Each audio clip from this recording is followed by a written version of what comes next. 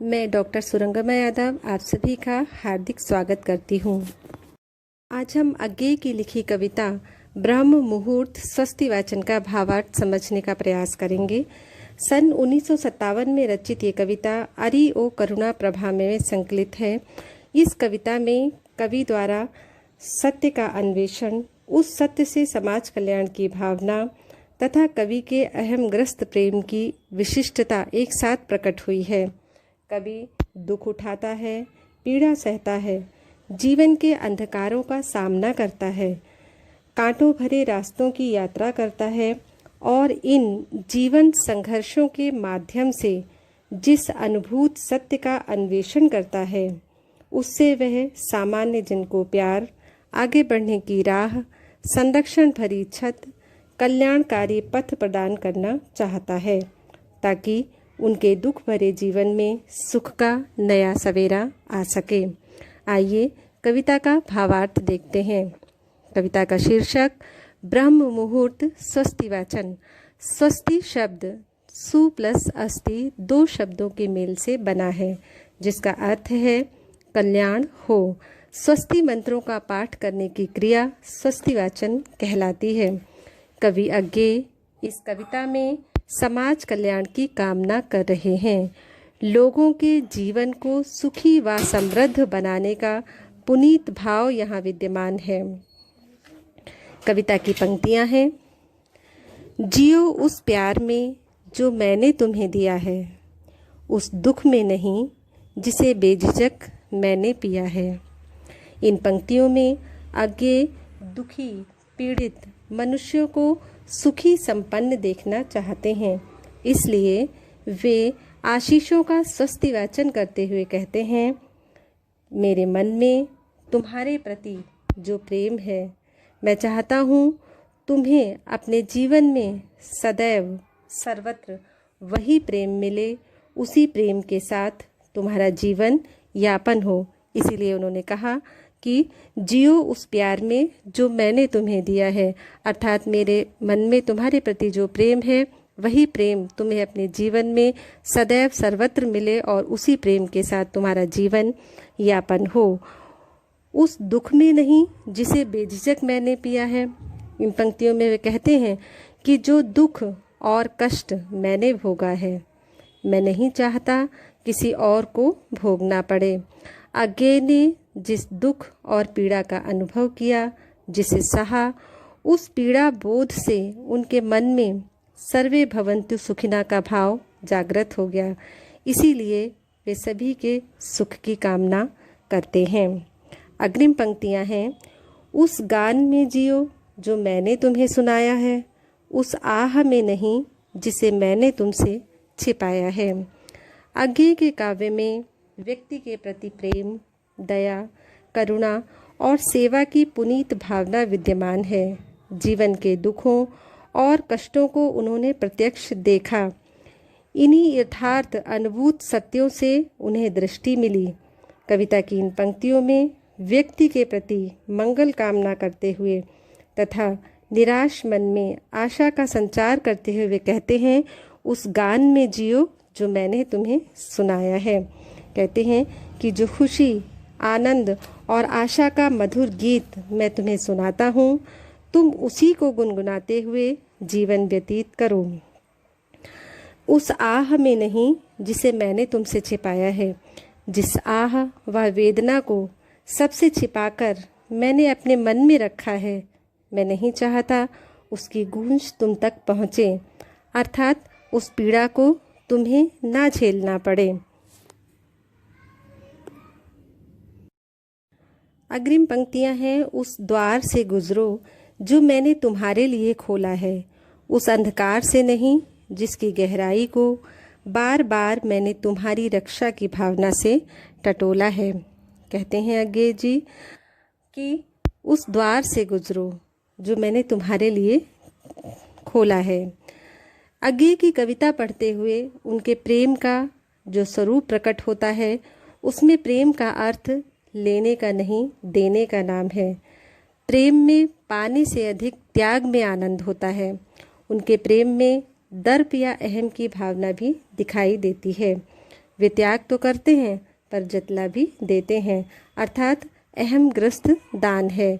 उनकी कविता में मानव को सुखी बनाने का पुनीत भाव है, आशीषों का स्वस्तिवाचन है।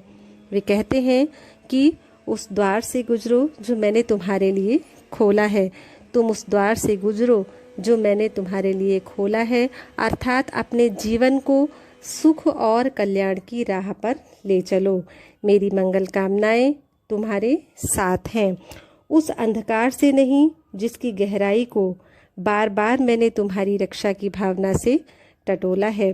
वो कहते हैं कि दुख के अंधकार की गहरी खाई वाले रास्तों पर नहीं, इन कठिन रास्तों से मैं बार बार तुम्हारी रक्षा करता रहूँगा, तुम्हें सचेत करता रहूँगा, क्योंकि मुझे ज्ञात है कि तुम्हें सही और सुखद राह की चाह है, जो कि हर मनुष्य को होती है। हर मनुष्य अपने जीवन में सुख प्राप्त करना चाहता है, शांति प्राप्त करना चाहता है। दुखद और कठिन रास्तों का वो कहते हैं मुझे अनुभव है, इसलिए मैं उनसे तुम्हारी रक्षा करता रहूँगा। आगे की पंक्तियाँ देखते हैं। वह छादन तुम्हारा घर हो जिसे मैं आशीषों से बुनता हूँ बुनूंगा, वे कांटे गोखरू तो मेरे हैं जिन्हें मैं राह से चुनता हूँ चुनूंगा। इन पंक्तियों में कवि सभी मनुष्यों के जीवन को सुखी समृद्ध बनाने के उपक्रम में लोगों के प्रति स्वयं को समर्पित करते हुए कहते हैं कि मैं तुम्हारे जीवन रूपी घर की छत को, छादन का अर्थ होता है छत, तो जीवन रूपी घर की छत को निरंतर अपने आशीषों से या मंगल कामनाओं से परिपूर्ण बनाता रहूँगा और बनाता हूँ, अर्थात मेरे आशीषों से तुम्हारे कल्याण का मार्ग प्रशस्त हो। आगे कहते हैं कि वे कांटे गोखरू तो मेरे हैं जिन्हें मैं राह से चुनता हूँ चुनूंगा। तुम्हारे जीवन के रास्तों में जो कांटे होंगे उसे मैं अपने लिए वरीर्ण करूँगा और उन कांटों को निरंतर तुम्हारे रास्ते से हटाता रहूँगा और तुम्हारे रास्ते को सुगम बनाता रहूँगा। वह पथ तुम्हारा हो जिसे मैं तुम्हारे हित बनाता हूँ बनाता रहूँगा। मैं जो रोड़ा हूँ उसे हथौड़े से तोड़ तोड़, मैं जो कारीगर हूँ करीने से सजाता संवारता सजाता हूँ सजाता रहूँगा। इन पंक्तियों में वे कहते हैं कि वह पथ जो सुगम हो, जो हितकारी हो, मैं तुम्हारे लिए निर्मित कर रहा हूँ तथा सदैव करता रहूँगा। इसलिए कहा उन्होंने कि वह पथ तुम्हारा हो जिसे मैं तुम्हारे हित बनाता हूँ बनाता रहूँगा, यानी वह पथ जो सुगम है, कल्याणकारी है, वो मैं तुम्हारे लिए बना रहा हूँ और सदैव बनाता रहूँगा। मैं जो रूढ़ा हूँ उसे हथौड़े से तोड़ तोड़, मैं जो कारीगर हूँ करीने से सजाता संवारता हूँ सजाता रहूँगा। कवि अपना संकल्प और सामर्थ्य व्यक्त करते हुए कहता है कि मैं तुम्हारे पथ के रोड़े को कुशल कारीगर की भांति अपने श्रम के हथौड़े से तोड़ तोड़ कर तुम्हारे रास्ते को समतल और सुगम बना दूंगा। तुम्हारे जीवन के रास्तों को सजाता संवारता रहूँगा, अर्थात तुम्हारे जीवन में आने वाली बाधाओं को दूर करने के लिए मैं कृत संकल्प हूँ और हमेशा इस दिशा में प्रयास करता रहूँगा। आगे की पंक्तियाँ हैं। सागर के किनारे तक तुम्हें पहुँचाने का उदार उद्यम ही मेरा हो, फिर वहाँ जो लहर हो, तारा हो, सोनतरी हो, अरुण सवेरा हो, वह सब ओ मेरे वर्ग तुम्हारा हो तुम्हारा हो तुम्हारा हो।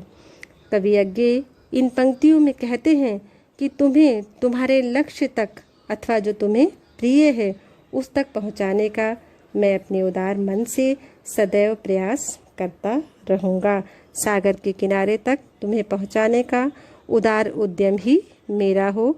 इन पंक्तियों का यही अर्थ है कि तुम्हें तुम्हारे लक्ष्य तक पहुंचाने का सदैव मैं प्रयास करता रहूँगा।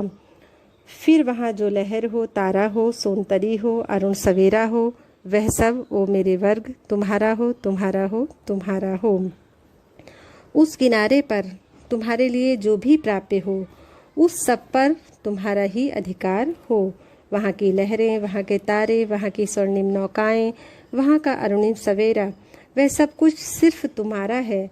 अर्थात तुम्हें तुम्हारे अभीष्ट तक पहुँचाने का उद्यम मैं करूँगा, परंतु उस तक पहुँचकर मिलने वाला सुख, खुशी, प्रसन्नता, आनंद तथा सभी सुख साधन सब कुछ तुम्हारा होगा। वह सब तुम्हें समर्पित है। तुम्हारा जीवन खुशियों से परिपूर्ण हो जाए, मेरे मन की बस यही कामना है। इस कविता में कवि ने मानव जीवन को सुखी बनाने का अपना संकल्प व्यक्त किया है। कवि की कामना है कि मनुष्य का जीवन कष्टों व दुखों से दूर हो जाए। वे चाहते हैं कि जीवन के जितने कष्ट हों वह स्वयं उसके लिए हों तथा सारे सुख अन्य मनुष्यों के लिए समर्पित हों। बहुत बहुत धन्यवाद।